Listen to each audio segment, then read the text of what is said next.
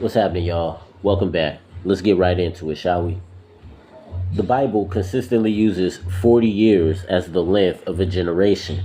The wilderness generation wandered for 40 years. David reigned for 40 years. And the ministry of the early church in Acts spans roughly AD 30 to 62. This is the first 30 to 35 years after Jesus. What's fascinating is that the New Testament never mentions the destruction of Jerusalem in AD 70, the most defining event in Jewish life after the exile. That silence is intentional, though. It hadn't happened yet. But the New Testament does prophesy it repeatedly. Jesus warned that judgment would fall on this generation, the very generation that rejected him. And historically, that judgment fell exactly 40 years after his crucifixion. Now, this is going to challenge my dispensational friends. Now, when the disciples were admiring the beauty of the temple, Jesus shocked them, saying, "Not one stone will be left upon another." Matthew preserves the Hebrew prophetic imagery, like the sun darkening, stars falling, the same covenant judgment language used by Isaiah, Ezekiel, and even Joel. He also mentions the abomination of desolation standing in the holy place, which is something found in Daniel. Luke gives the Gentile friendly version. He plainly says, "When you see Jerusalem surrounded by armies, you know that its desolation is near."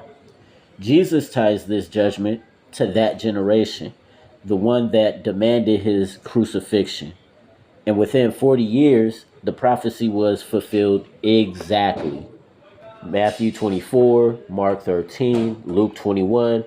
My friends, these are not about the end of the world. It was about the end of that generation. So Josephus, who himself was an eyewitness to the siege, he describes horrors that sound almost apocalyptic. He writes this. He said, "The miseries of Jerusalem grew worse and worse every day. Famine preyed upon them." He also records Titus, as in like Titus Vespasian, Titus's final order. He said, "Caesar gave orders that they should now demolish the entire city and temple." Tacitus also confirms the chaos. He said, "The Jews were infighting. The temple was set on fire." Eusebius later records that Christians escaped to Pella because they remembered Jesus' warnings, and this shows us that the early church saw AD 70 as fulfillment of Jesus' very words as the apostles had recorded. Now, to my Protestant dispensational friends, we have to deal with this. Y'all have to deal with this. This is a matter of written historical record. This is how they looked at this, and you can't ignore it. Many events Josephus records mirror the plague judgments in Revelation. He describes famine so severe that throughout the city, people were dying of hunger. Close relatives snatched food from one another. He also records terrifying signs before the destruction: a star resembling a sword, a comet, chariots, and troops running in the clouds.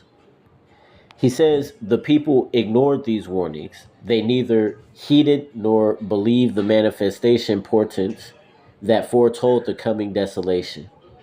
These details show why early Christians saw Revelation's imagery as describing the fall of Jerusalem and not random symbolism. So clearly, the first century church had a completely different view of Revelation, the book of Revelation, than we do today, how we understand the book today. In all of the New Testament, Revelation is my favorite book. I know that book like the back of my hand. And I think it's wrong for us Protestants today to enforce this or impose this modern interpretation upon it, that it's talking about us today. The destruction of the temple wasn't just political, it was theological. Hebrews says the old covenant was ready to vanish away. When the temple fell, the entire sacrificial system ended forever. Hebrews 10 says Jesus' once for all sacrifice made animal offerings obsolete. AD 70 was the public demonstration that the Messiah's kingdom had replaced the old order. To return to sacrifices would be, as the letter to the Hebrews warns, a form of blasphemy. trampling on the blood of Christ. So all this talk that been going on for like the last 20 years, a third temple, a red heifer, man, none of that is scriptural. None of that is ancient belief of the first century church either. I know this is going to upset some of y'all, but I'm trying to be objective here. At his trial, Jesus was accused of saying he would destroy the temple and rebuild it in 3 days. But John explains he was really talking about his body. Yet, Jesus did say that he would come in the glory of his Father to judge the temple, just as God judged Egypt or Babylon, for example. Many Christians read these passages as references to his final return. And scripture does teach a future visible return. However, in these specific texts, according to the context, Jesus is speaking about his judgment on Jerusalem. And that happened within the lifetime of his disciples, period. Jesus literally said that generation would not pass away until all those things were fulfilled. And they were fulfilled. For early Christians, AD 70 wasn't the end of the world. It was the vindication of Jesus' identity. The generation that rejected him saw the covenant curses fall on the city that crucified its Messiah. Josephus writes, "There remained none to be the objects of their fury. They demolished the entire city and temple."